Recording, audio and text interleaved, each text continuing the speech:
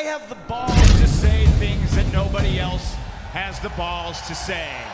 Oh, hello there, sane people of the world, and thanks for joining me for this latest show.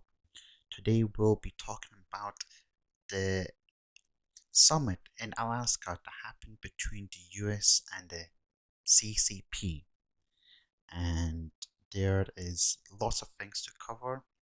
This should have been the #1 news story on every front page of every newspaper when this happened, but it wasn't as important for some reason. But I'm going to show you why it is very, very important and the key takeaways from this summit meeting.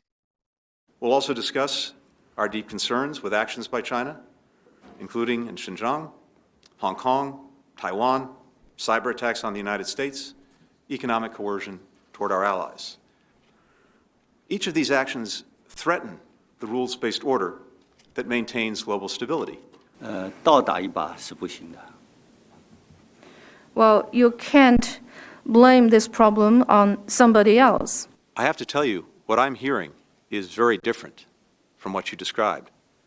I'm hearing deep satisfaction that the United States is back, that we're re-engaged with our allies and partners. I'm also hearing deep concern about some of the actions your government is taking. 我们把你们想得太好了，我们认为你们会遵守基本的外交礼节。 Well, I think we thought too well of the United States. We thought that the U.S. side will follow the necessary diplomatic protocols. 所以我们刚才必须阐明我们的立场。 So for China, it was necessary that we make our position clear. 我现在讲一句，你们没有资格在中国的面前说你们从实力的地位出发同中国谈话。 So let me say here that in front of the Chinese side, the United States does not have the qualification to say that it wants to speak to China from a position of strength. Now, do you see that, people? Do you see that? The CCP are here. They're not here to play at all. And what they said wasn't over a tweet or over a Zoom call, Skype call, whatever. This was in person, face to face. And they're not backing down anymore. And you can see the tides of shift of power are starting to change, that the US is not #1 anymore, or at least the CCP don't see the US as the #1 powerhouse anymore. 中方过去今后将来都绝不会接受美国方面的无端的指责。同时，我们要求对方要放弃动辄干涉中国内政的霸权的行径，这个老毛病应该改一改。我们是应美国的邀请到这里来，但是竟然在我们出发的前一天，美国发起新的对华制裁。 我认为这不是正常的待客之道。但如果美方试图以此举来所谓增强我们对华的优势的话，我想恐怕是两错的算盘。只能证明内心的虚弱和无力，丝毫不会 影响中国的正当的立场，也不会动摇中国人的统治。 And you can see from that clip that the CCP are not backing down. You can see the tides of power changing from one side to the other. They are just the CCP look at the US as weak and soft, and you can just tell by what that guy was saying. I don't care that Biden called him a killer and they yanked their ambassador. Putin's always getting upset about something. I care what Biden does. If he blocks Nord Stream 2, the pipeline deal between Europe and Russia, like Trump blocked it, that's all that I care about. he's had a rough 24 hours, Juan. Even you would have to admit that. Russia, China, Mexico, the stairs. I mean, that video's everywhere. Him looking like, I'm not going to say it. It's everywhere. It's like the guy throwing the shoe at W, except W looked agile. Biden didn't look too agile there. I understand Ford fell down the stairs too. He got mocked for it. He was a great athlete, but that was something that he couldn't really live down. At least he didn't throw up on the Japanese like Bush 41. We'll give him that. But this meeting they had with the Chinese, they're coming to our soil and talking trash, Juan, and we let the cameras in. Why'd we do that? Why did we do that? At least Donald Trump would have the dignity and the respect, and then behind the scenes bring in the killers on trade and turn the screws to the Chinese. That's how you play it. China's a paper tiger. We hold all the cards. If we want an oil embargo, we could do it. If we want to sanction their guys, if we want to delist their companies, we could make these guys fall apart in 24 hours. But China knows the donors that installed Joe Biden want to go back to normal and make a killing off all that slave labor in the mainland. And so they're going to throw it in our face. Oh, yeah, Black Lives Matter. Meanwhile, China's a killing machine. They killed like tens of millions of their own people in the last century. I'm not even talking about forced abortions. So they have no right to come over there and talk trash. Talking about the absolute humiliation of Tony Blinken and the U.S. government on the world stage yesterday at Anchorage. Remember, the entire mainstream media hyped the CCP summit with Blinken, and then Yang Jiechi, member of the Chinese Politburo, an absolute stone cold killer in terms of foreign policy experience and expertise, came out and just blew him out of the water. He completely blew him out of the water diplomatically. He threw back in his face all the statements that Biden had been making and the Democrats have been making about Black Lives Matter, about how democracy doesn't work, about how America is weak, about how America is racist, etc., etc. Completely blew them apart.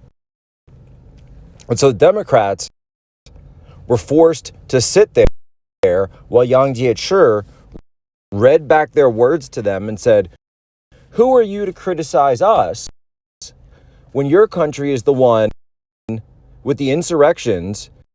You've got black people who are being killed by police officers, and you can't even get your own country together, and you're going to come and lecture us on our problems? Why, you've told us yourselves, you're the most racist country in the world. We hear it every day from the New York Times. We hear it every day from CNN. These are your greatest media outlets. So if your own media says you're the most racist country in the world, why should we listen to anything from the most racist country in the world? Right? Do you understand how this works, folks? Do you understand how it works? There isn't one audience internally and then a separate audience externally. They're going to make you eat your words. And that's exactly what they did to Tony Blinken. You have one of the best reporters, Jack Posobiec, saying this morning Biden yelled at Blinken for bringing a staffer with purple hair to the CCP summit, per White House official. You have Kimberly saying, I'm okay with purple hair, to each his own, but there is a time and place for everything, and purple hair to speak at the summit with the CCP isn't one of them. Idiots like children wanting to wear sandals in the snow. Leonidas says Biden falling up the stairs and Blinken getting owned by the CCP while sitting next to a staffer with purple hair are just symbolic of the fact that leftist ideology has exponentially weakened America and has turned our country into a running joke. Jack Posobiec here says, make no mistake, the CCP just humiliated the US government in in public on US soil. And if you don't believe that, then watch this. Thank you, press. Thank you. No, thank you, press. Thank you. Thank you, press. Thank you. 历史会证明，对中国采取卡脖子的办法来打压的办法，最后受损失的是自己。 Now, did you see the way he spoke to Blinken and Biden's admin? Do you see his tonality?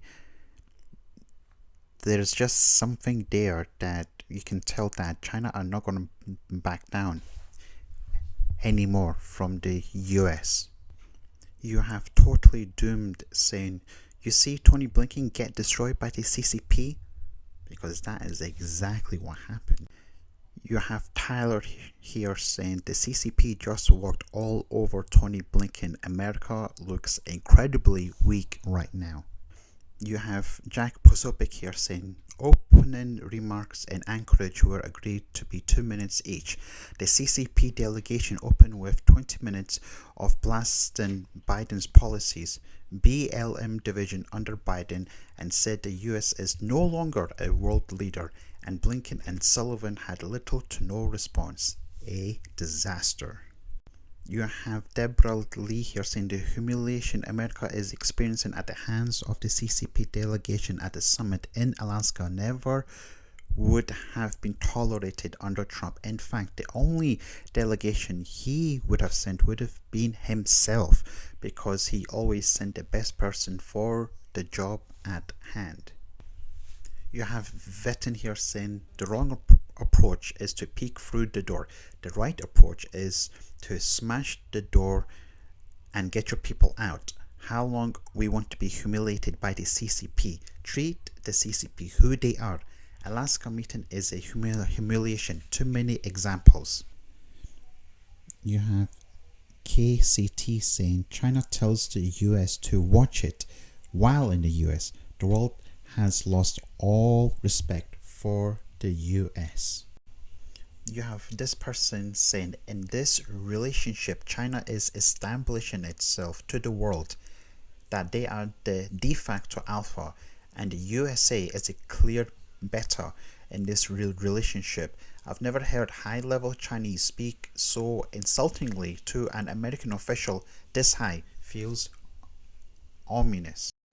You have Rand here saying if it was Trump, he would have slapped 10% tariffs in all of their goods and added 5% more every time they continued. And the person underneath there says Trump would have taught them a lesson.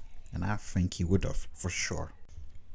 You have this person saying everything the Dems said during Trump's presidency, as well as the last presidential campaign, will be used by the Chinese and others against them.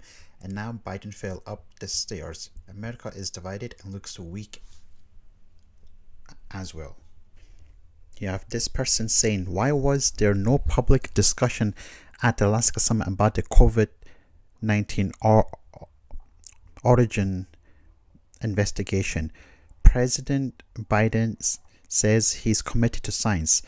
This is one of the most important scientific questions of our time. And that question wasn't asked, at least on the first day in front of the cameras, it wasn't asked. And that is such a disappointment coming from the Biden administration. So I'm going to leave that video for now. There'll be no pipe bomb in this video, but because this is going to be a part 1, and part 2 I'm going to reveal the rest of the stuff, and then there will be a pipe bomb segment in the next video. So hope you guys enjoyed this. Give us a like, comment, and subscribe to the channel, and I'll see you in the next video.